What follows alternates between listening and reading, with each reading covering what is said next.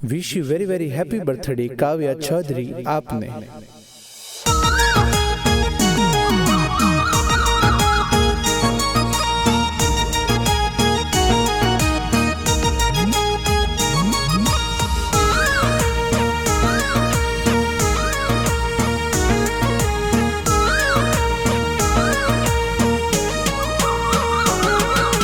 Wish you very happy birthday Kavya Chaudhary आपने।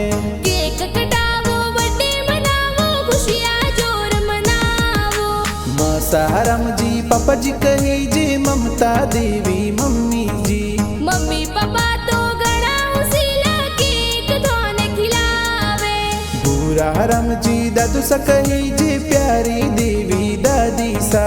दादू सा दादी सा घणा उसीला बर्थडे विश करावे। तारा राम जी जगदीश जी का कोसा पुष्पा देवी कोमल देवी काकी सा। काको सा काकी सा घणा उसीला गिफ्ट थोने देवे। भाई सा थोड़ा सूरज ध्रुव पार्टी जोर देवे। बुआ सा थोड़ा प्यार कही जे केक थोने खिलावे। विमला बुआ सा घना हुसीला सज धज बर्थडे में आवे।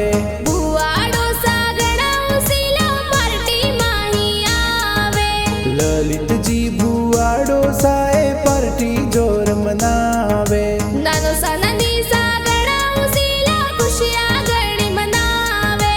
नारायण जी नानो सा मोर की देवी नानी सा कही जय। मामो सा थोड़ा घणा उसीला पार्टी जोर देवे। गोड़ा एंदला गाँव कही जे चौधरी थोरी जाति सा। केक कटावे बर्थडे मनावे पार्टी जोर देवे।